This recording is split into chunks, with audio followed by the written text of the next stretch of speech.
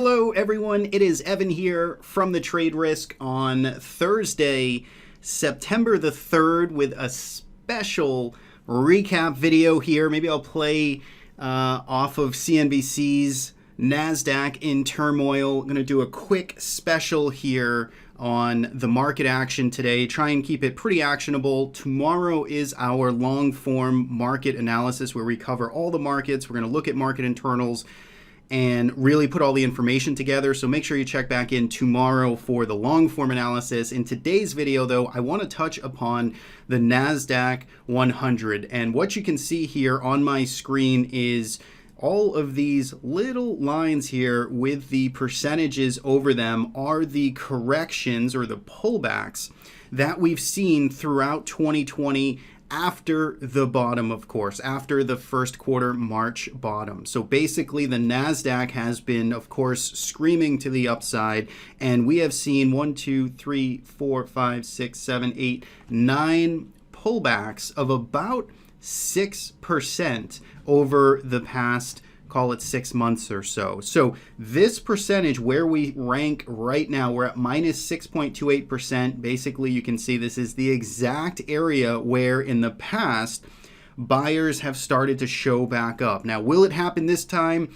Hard to say, of course. There's no magic crystal ball. There is evidence that this time is a bit different, particularly on volume. If we were to look at the daily chart of these, I really should be looking at the daily chart. You can see the volume that came in today is very, very high. It's the highest volume since the big, again, turmoil sell-off from the first quarter. So what I want to do now is just actually kind of break this up into short-term traders, or the short-term outlook and the long-term outlook. And the goal here of this video is just to hopefully provide some comfort or a little roadmap or some ways and tips to navigate today's action, this week's action, and frankly the rest of this month's action. So let's start with the short-term traders. If you are interested in navigating these day-to-day wiggles, this action here on a week-to-week basis, here's the way I would look at this market. Today was a day to take notice. That is usually the phrasing I like to use when we have large ranges or heavy volume. We like to usually refer to them as days to take notice because they are points in time where things are changing, when there are potentially market dynamics that are starting to shift. And of course, I think with today's move and volume, we have a day to take notice. So the way I would sort of proceed going forward here as a short-term trader, which admittedly, I don't try and capture all of the small wiggles, but I used to for lots of my trading career. And the way I would sort of pursue this would be to now start to watch the volatility index and the VIX. And we had some signals, of course, in the VIX over the past couple of weeks, really actually the past week, where we started to see the VIX rise with price, with equities. And of course, we saw that, that sort of breakdown, and the VIX ended up winning out or being the right sort of market mover. So with a VIX up 30% today and back over the 30 level, that tells us as traders and as the short-term traders that we should expect more volatility and more and larger ranges in the next several days to the next week or so. As long as the VIX stays over 30, I think we have an elevated amount of near-term fear and caution out there, right? So that's sort of the first tip here. If we start to see the VIX roll back over and it starts to comfortably trade back below 30, which again is still a high historic level, then we're getting more back into what we seemingly have been trading in for the past couple of months. So the first thing I'd be paying attention to as a short-term trader here is the VIX and paying attention to that relationship. If I go back to let's go back to the Nasdaq 100 here, and we look at this price action again. Another tip on just having some peace of mind, again, for the short term. I think that when you have a clear change of character type of day, you can draw a pretty clear line in the sand. In this case, basically today's highs, which is the gap lower from the open, and essentially opt out of this market and say, you know what, I am not interested in the long side until the buyers can start to reclaim over 298. And the reason that's significant is because, again, the increase in volume, the urgency, and the expansion in range to the downside today tells you that something may have changed.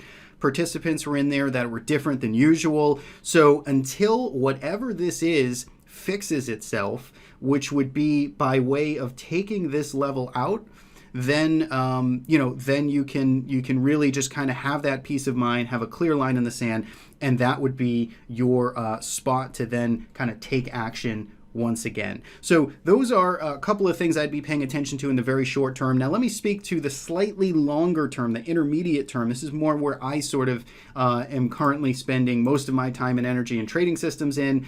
So if you're looking at this market for multiple weeks at a time or a months at a time, and you're trying to capture the bigger trends, what I want to show you first is our trend filter for the Nasdaq. So this is our smart trend filter, measures volume and price. And what we can see here today is that given even this big sell-off that we saw, we just aren't even back to our trend filter. So in other words, we still have a bullish, broader outlook here. It is being pressured right now, and this obviously can and will change if markets continue to sell off.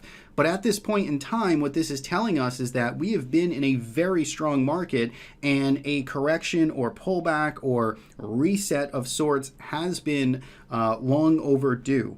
And so we've gotten at least the start of it. And again, more can certainly come. But right now, this longer term trend is still to the upside. The other way I would sort of measure the longer term trend, let me see if I can find a clean board here. Let me just clean off some boards. I'll leave these consolidations in. So first thing is first is we can look at channels. If you're a fan of sort of channels and how price can move through channels as it trends, we basically have a lower bounds here since the end of April. And if we were to sort of connect the upper end here, you can see we've basically been riding in this channel. Let's just clear this out now. And this is essentially what the Qs have been in for the past 4 months. You can see as we've gotten to the top, we've pulled back. You can see that we just got over the top over the past 2 days, and now we're getting a violent pullback. So once again, as we think about that roadmap we looked at the beginning, we look at this longer term view.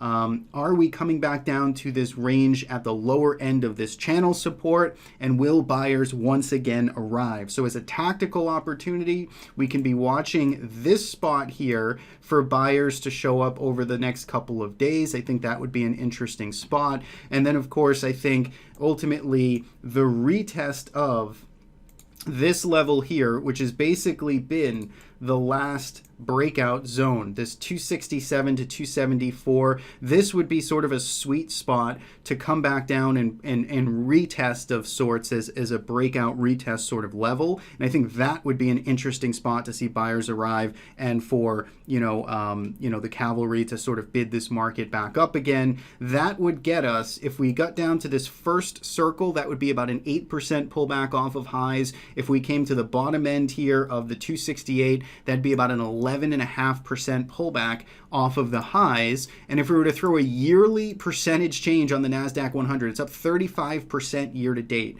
So even if it fell another 5 or 10%, this is an index that could still be up 20% year to date and still be structurally in a pretty long-term uptrend. So that, I think, are some couple of ways to think about the market, to frame it out. If you got caught flat-footed today, well, there's always tomorrow to get back out there and, focus on risk management first and foremost. If you're a longer-term trader, today probably still doesn't make that much of a change for you in terms of overall outlook and structure. If you're shorter term, then it absolutely changes things for you, and you want to be paying attention to those increased ranges, volatility, VIX, and all that good stuff. So hopefully this was helpful. A little quick dive into the Nasdaq on today's action. We'll be back tomorrow looking holistically at the full market and looking at breadth and lots of other things that can help us navigate the markets next week. So thanks for tuning in. As always, we'll see you back here tomorrow for the weekly market recap.